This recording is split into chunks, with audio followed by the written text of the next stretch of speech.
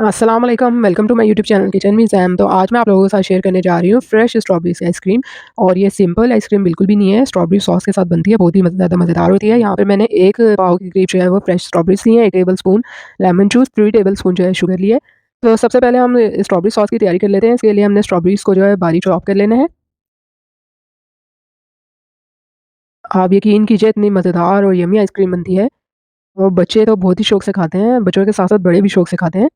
और बाज़ार में मिलने वाली आइसक्रीम की निस्बत जो है क्वालिटी में बहुत ज़्यादा बेहतरीन होती है और कम बजट में हम इसको ईज़िली तैयार कर सकते हैं। यहाँ पे स्ट्रॉबेरीज़ को जो है मैंने चॉप कर लिया था। अब मैंने सॉस पैन में इन स्ट्रॉबेरीज़ को डाल देना है।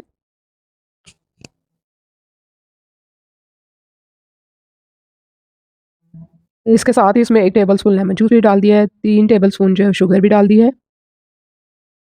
अब हमने इसको इतनी देर तक पकाना है कि इसकी थिक, शाइनी और ग्लॉसी सी जो है सॉस तैयार हो जाए।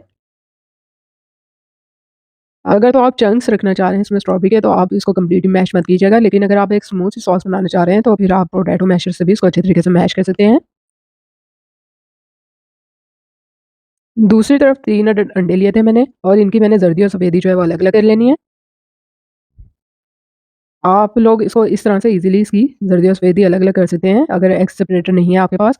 और इसका एक टिप ये भी है कि आप लोग थोड़ी देर के लिए इसको फ्रिज में रख दीजिए, तो ज़र्दी और सफ़ेदी जो है वो आसानी से अलग हो जाती है। यहाँ पे 3 अदद अंडे की ज़र्दी में जो 1 टेबलस्पून भर के कॉर्नफ्लोर डाल दिया है, 1 कप दूध डाल दिया है मैंने, 1/3 कप जो है शुगर भी डाल दी है। अब पहले हमने इसको अच्छे तरीके से मिक्स कर लेना है, ये सब काम हमने इसको स्टोव पे रखने से पहले करना है। इसके साथ ही हमने इसमें चुटकी भर नमक भी ऐड कर दिया है।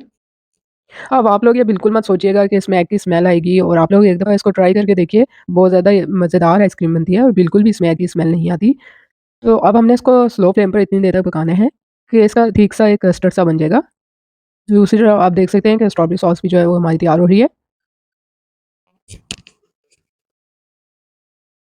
व्हिस्कर आपने चलाते रहना है ताकि इसमें जो है गिल्टियाँ ना बने।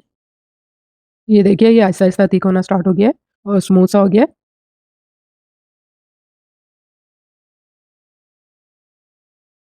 ये अच्छा सा थिक हो चुका है, तो यहाँ पर हमने जो है फ्लेम ऑफ कर देना है और हमने इसको थोड़ा-सा इसमें से स्टीम निकल जाए, उसके बाद हमने इसको फ्रीज़र में रख देना है ताकि अच्छा सा ठंडा हो जाए।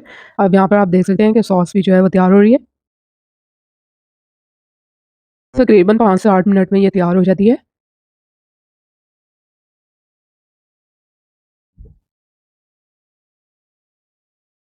कलर आप देख सकते हैं कि इसका कितना ज़्यादा मज़ेदार सा लग रहा है, रेड सा। अब यहाँ पर ये जो कस्टर्ड है ये मैंने फ्रीज़र में रख दिया है थोड़ी देर के लिए, और आधा कप के बराबर जो है मैंने व्हिप क्रीम ले ली थी। इसको मैंने अच्छे तरीके से बीट कर लेना है, इलेक्ट्रिक बीटर से फुल स्पीड पे। इतनी देर तक इसको बीट करना है कि इसकी स्टिफ पीक्स बन जाएँगी।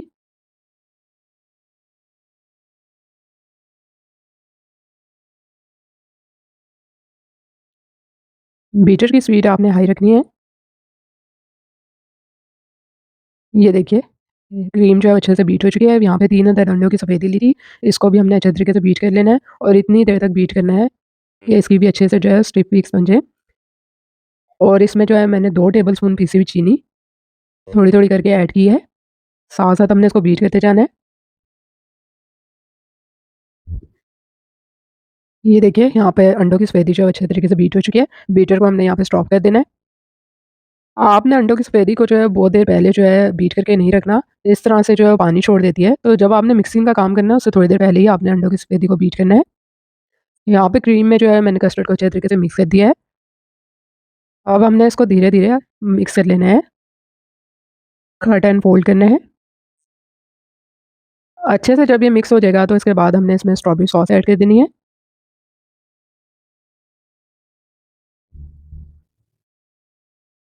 स्ट्रॉबेरी सॉस को आप ठंडा कर लीजिएगा, फिर इसमें ऐड कीजिएगा, और आप इसको बना के स्ट्रॉबेरी सॉस को 1 हफ्ते तक फ्रिज में रख सकते हैं।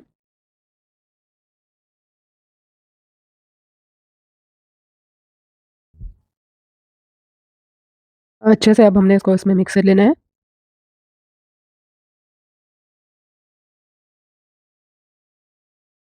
ये देखिए ये अच्छे से मिक्स हो चुके हैं। इसके बाद हमने इसमें अंडे की सफ़ेदी भी ऐड कर देनी है। सफ़ेदी डालने के बाद अगेन इसको अच्छे तरीके से मिक्स कर लेना है।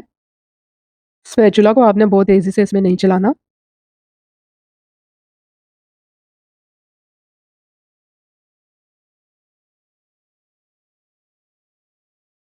यहाँ पर आप देख सकते हैं कि ये अच्छे तरीके से मिक्स हो चुकी है। इसमें क्रीम, कस्टर्ड और अंडे की सफ़ेदी, इसके साथ ही हमने इसमें स्ट्रॉबेरी सॉस भी डाल दी थी।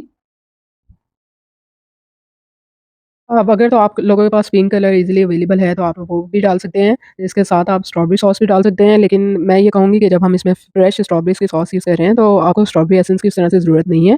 आप लोगों की अपनी मर्ज़ी के ऊपर है। यहाँ पे मैं रेड कलर के 2 से 3 ड्रॉप्स इसमें डाले थे, तो अगर आप लोगों के पास पिंक कलर है, तो आप वो भी ऐड कर सकते हैं।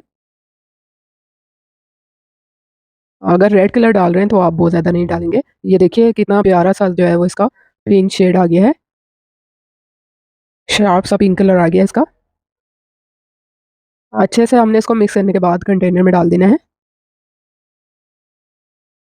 और आप इसको ओवरनाइट जो है फ्रीज़ होने के लिए रख देंगे। थोड़ी-सी जो हमने स्ट्रॉबेरी सॉस बचाई थी, वो हमने इसके ऊपर जो है डाल देनी है।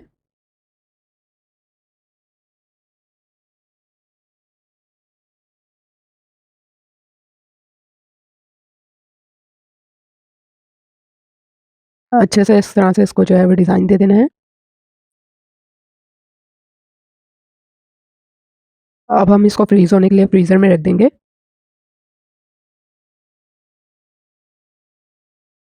वैसे तो ये ओवरनाइट अच्छे तरीके से फ्रीज़ हो जाती है, लेकिन आप लोगों के मौसम के ऊपर भी डिपेंड करता है।